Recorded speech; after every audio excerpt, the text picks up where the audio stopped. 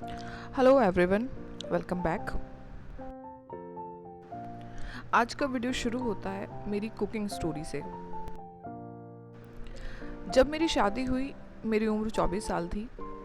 खाना मैं बना लेती थी उस वक्त भी, लेकिन कैसा खाना बनाती थी इसका एक दिन मेरी सासू माँ ने मेरे को बताया कि कभी कभी तुम इतना बुरा खाना बनाती हो कि खाया भी नहीं जाता है।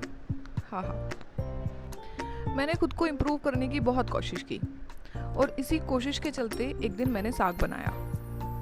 साग बनाने के लिए उसको मिक्सी में पीसना शुरू किया और वो गर्म होने की वजह से मिक्सी का ढक्कन खुल गया और किचन में पूरा साग ही साग फैला। इन सारे कुकिंग ट्रायल्स और एरर्स से मैंने सीखा कि जितना ज़रूरी है बेहतर कुकिंग स्किल का होना, उतना ही ज़रूरी है किचन में राइट कुकिंग टूल्स का होना।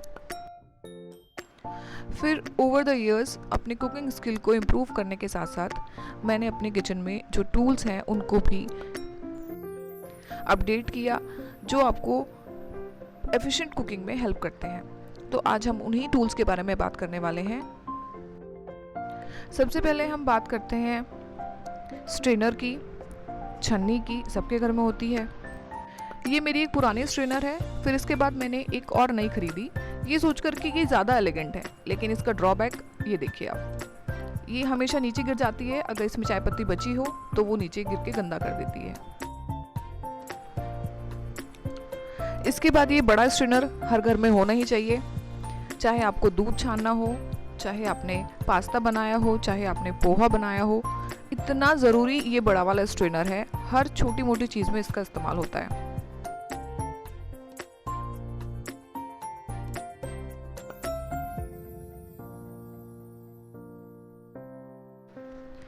इसके अलावा घर में इस तरह का कोलेंडर तो होना ही चाहिए। ये मल्टीपर्पज़ है और बहुत सारी चीज़ों के काम में आता है।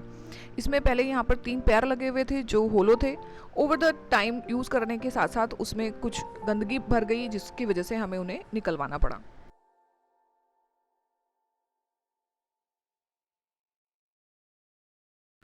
Next is this mini chopper. ये पिजन ब्रांड का है। इससे पहले भी मेरे पास एक था और इसने इतना बेहतर काम ये करता है कि मैंने सेम ब्रांड का फिर से ख़रीदा। इसके बगैर तो आप किचन में कुछ भी चॉप करने के बारे में सोच ही नहीं सकते। हमेशा हर सब्ज़ी में आप मिक्सी में पिसी हुई प्याज इस्तेमाल नहीं कर सकते। जैसे कि मैं यहाँ पर कढ़ी बनाने की तैयारी कर रही हूँ, तो मुझे थोड़ा एक्स्ट्रा लहसुन प्याज की ज़रूरत है।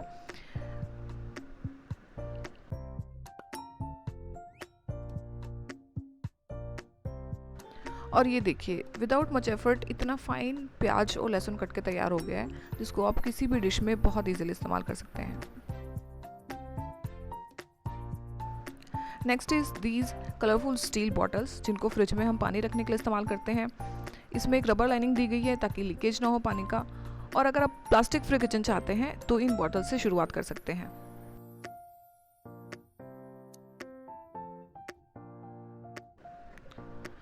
Next is this Milton lunch box. ये बहुत ज़्यादा अच्छी क्वालिटी का है। इसमें खाना 6 से 8 घंटे तक बिल्कुल फ्रेश और गर्म बना रहता है।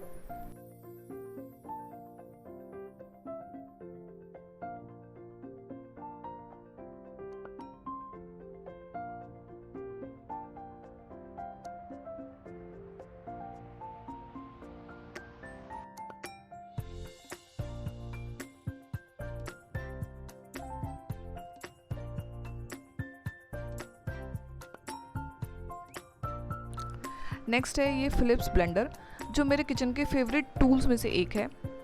मैं बता नहीं सकती मैं हर दिन किचन में इसका कितना इस्तेमाल करती हूँ, चाहे दही से चाय बनाना हो, चाहे घी पहले मैं मलाई से घी बनाने के लिए मिक्सर का इस्तेमाल करती थी, जो कि बहुत ही टायरिंग होता था। फिर मेरी बहन ने मेरे को ये सजेस्ट किया और तब से ये मेरे किचन का फेवरेट टूल है।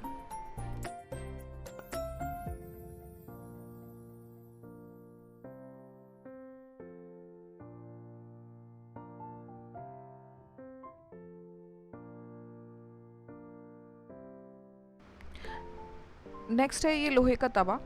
आजकल किचन में नॉन स्टिक का बड़ा फैशन आया हुआ है। मैं देखती हूँ लोगों के किचन में नॉन स्टिक तवे वगैरह हैं, लेकिन इससे अच्छा तवा आई कैन बिलीव कि कोई और हो सकता है। ये सिर्फ 100 रुपये में मैंने एक लोकल मार्केट से ख़रीदा था और ये बिल्कुल परफेक्ट फाइंडिंग है मेरे किचन के लिए।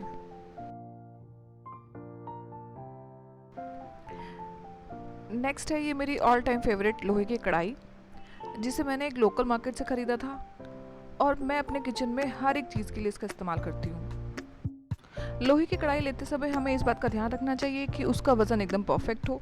अगर वज़न कम होगा तो खाना जलेगा, अगर वज़न ज़्यादा होगा तो रोज़मर्रा के काम में उसको अरेंज करने में हमें दिक्कत आएगी। लोहे की कढ़ाई किचन के लिए एकदम परफेक्ट होती है। इसके हेल्थ बेनिफिट्स तो होते ही हैं, बस इसको इस्तेमाल करते हुए हमें एक दो चीज़ों का ध्यान रखना पड़ता है, जैसे कि खाना बनाने के एकदम बाद हमें उसे दूसरे बर्तन में ट्रांसफ़र कर लेना चाहिए, क्योंकि वो थोड़ी देर रखने के बाद थोड़ा काला हो जाता है। इसके अलावा इसको साफ़ करने के बाद हमेशा इसमें तेल लगा के रखें ताकि इसमें जंग लगने की दिक्कत ना आए।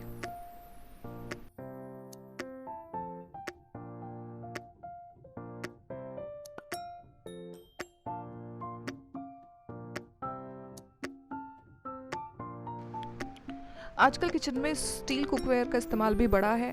ये मेरा एक रीसेंट परचेज़ है जो विनोद ब्रांड से है और ये वाकई में बहुत अच्छा है। इसका बॉटम काफ़ी हैवी है, जिससे कि हीट यूनिफॉर्मली डिस्ट्रीब्यूट होती है और बर्तन जलता नहीं है। मैंने अभी तक इसको 2 बार इस्तेमाल किया है और दोनों में मैंने इसको बिल्कुल परफेक्ट पाया है।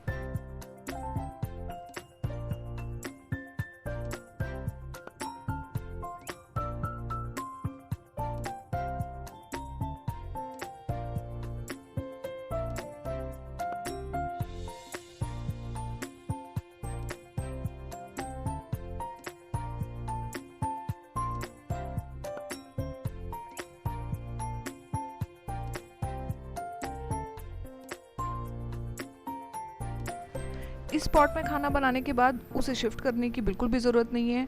आप खाना बनाइए, उसके बाद इसके साथ एक लिड है जिससे आप उसमें आसानी से इसको ढक के रख सकते हैं।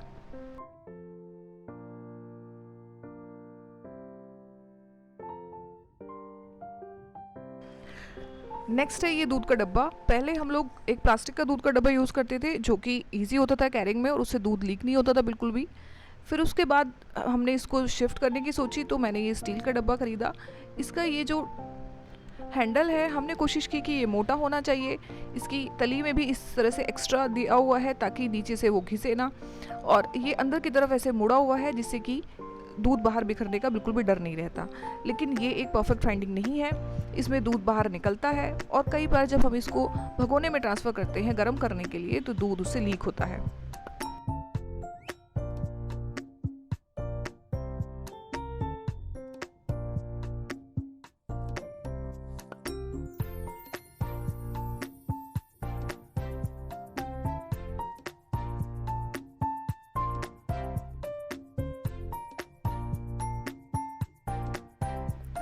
Next very important and convenient चीज़ है किचन में ये मसालादानी। मेरे पास ये स्टील वाली है। ये एक बहुत ज़रूरी चीज़ है ताकि किचन में हर बार खाना बनाते वक्त आपको सारे डब्बे ना निकालने पड़े। लेकिन इसमें भी मैंने एक फॉल्ट किया है। इसमें स्टील की मसालादानी में कभी भी नमक नहीं रखना चाहिए और नमक रखने की वजह से मेरी स्टील के जो कप्स हैं उसमें एक क्रैक आ गया है। तो आप ऐसा ना करें और नमक रखने के लिए एक अलग कंटेनर का इस्तेमाल करें। नेक्स्ट है ये सैंडविच ग्रिलर जो नालसा ब्रांड का है। अगर आप यूजुअली सैंडविच खाना पसंद करते हैं घर पे बना के तो ये आपके किचन में होना ही चाहिए। इस तरह ये थे कुछ किचन टूल्स जो रोज़मर्रा की कुकिंग में आपका हेल्प करते हैं। अगर आपको वीडियो पसंद आए तो प्लीज़ सब्सक्राइब कीजिएगा। धन्यवाद, बाय।